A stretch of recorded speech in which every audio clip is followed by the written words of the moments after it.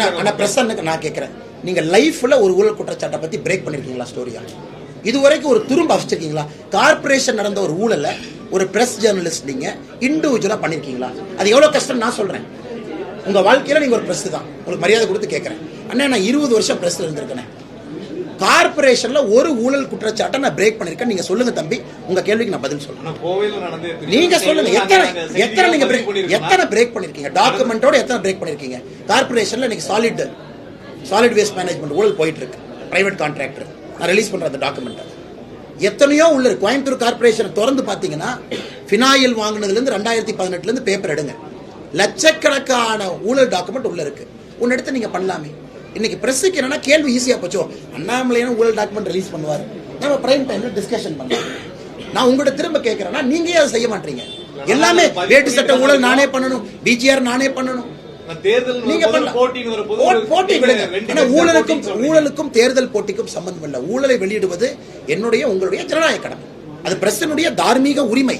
அதனாலதான் இந்த கேள்வி கேட்கிறேன். தமிழ்நாடு பிரஸ் பண்ணீங்கன்னா நெக்ஸ்ட் டே நான் சொல்றேன், உங்க மேல மரியாதையோட சொல்றேன், யாராவது தைரியமா போய் ஊழல் குற்றச்சாட்டை பிரேக் பண்ணீங்கன்னா நெக்ஸ்ட் டே டாடா ஸ்கேல் உங்க சேனல் இருக்காது, தமிழ்நாடு அரசு கேபிள் விஷன் உங்க சேனல் இருக்காது. சேலஞ்ச் பண்ணிட்டுமா? நான் சேலஞ்ச் பண்ணி சொல்றேன். உங்க எடிட்டர் வந்து என்கிட்ட சொல்லுங்க, ஆனா இல்லனே நாங்க தைரியமா தமிழ் 33 மாசம் ஆச்சு. ஏதாச்சும் ஒரு சேனல் தமிழ்நாட்டில் ஒரு ஊழல் குற்றச்சாட்டை ஒரு திமுக அமைச்சர் மீது வச்சிருக்கீங்களா? இருக்காதுண்ணே. எனக்கு தெரியும் என்ன நடக்கும். உடனே டிஐபிஆர்ல ஃபோன் பண்ணுவாங்க, என்ன பாஸ் அவ்வளோ லொல்லாயிருச்சா உங்களுக்கு, முதல்வரை பத்தி போடுறீங்க. ஃபர்ஸ்ட் உங்களுக்கு வார்னிங் என்னன்னா, அந்த அரசு கேபிள் விஷன்ல கடைசியில போய் உங்க சேனல் உட்காரும். இது வார்னிங் நம்பர் 1. வார்னிங் நம்பர் 2, உங்களை மாதிரி நல்ல நண்பர்கள் அதெல்லாம் கேட்காம போயா, நான் இங்க வந்தது வந்து ஜேர்னலிஸ்டா கடமையை செய்ய வந்திருக்கேன், உன்னையெல்லாம் கண்டுக்க மாட்டேன், நீங்க பிரேக் பண்ணி ஒருவேளை உங்க எடிட்டர் இலகன மனசுல இருந்து போட்டு விட்டாருன்னா வார்னிங் நம்பர் 2 அரசு கேபிள் விஷன்ல இருந்து அது போயிடும். நான் பிரஸ் பேரை சொல்லி, இங்க இருக்கக்கூடிய 3 பிரஸ் பேரை சொல்லி உங்க சேனல் ஆர்டர் எப்படி மாத்திருக்காங்க நான் சொல்லட்டுமா? பெரிய பிரஸ் இங்க 3 இருக்கீங்க. உங்க சேனலுடைய சீக்வன்சியல் ஆர்டர், அதாவது அரசு கேபிள் விஷன் போட்ட உடனே நியூஸ் சேனல்ல நீங்க முதல்ல வரக்கூடாது, உங்களை கடைசியில வச்சாங்க, வார்னிங் கொடுத்தாங்க. எதுக்கு? எனக்கு பேச தெரியுமல்ல.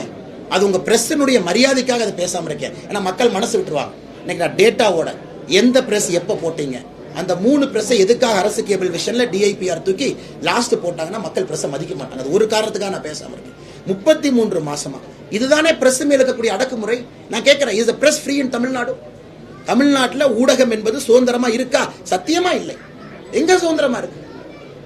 ஏதாச்சும் சுதந்திரமா நீங்க பேச முடியுமா? எத்தனை ஓனரை கூப்பிட்டு மிரட்டுறாங்க, எத்தனை பேர்த்த மிரட்டுறாங்க, உங்க ஓனருடைய பிசினஸ்ல எத்தனை இடத்துல கை வைக்கிறாங்க. ஏதாச்சும் ஒரு பிரஸ் நிம்மதியாக தமிழ்நாட்டில் நீங்க போட முடியுமா? முதலமைச்சர் அப்படியே லைவ் வரும்போது அப்படியே லைவ் ஃபீட் காட்டணும்.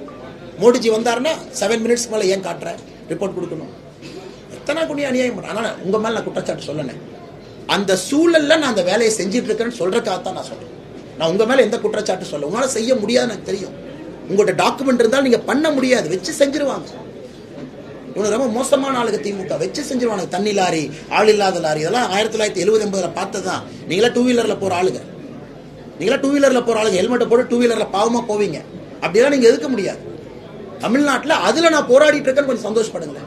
அதில் போராடிட்டு இருக்காரு அந்த அண்ணாமலை. ஏன்னா பிரஸ் இந்த வேலையை செய்ய முடியாது. நீங்க செஞ்சீங்கன்னா நான் என்ன செய்யறேன்? டாக்குமெண்ட் அண்ணா ஒரு முறை ஊழல் குற்றச்சாட்டு ரிலீஸ் பண்றதுக்கு எனக்கு இல்லை. நான் டாக்குமெண்ட்டை ஃபர்ஸ்ட் உங்ககிட்ட தான் கொடுப்பேன். அவங்க அண்ணா ரிஸ்க் என்ன, இதை நான் இப்படிதான் போடுவேன். ஆனா வேட்டி சட்டை ஊழல பாருங்க, கிளியரா இருக்கு, குடோன் வீடியோ பாருங்க, போடுங்க. அண்ணா வேணா நான் போடல, மன்னிச்சுக்கேன். அப்புறம் நான் போடுறேன்.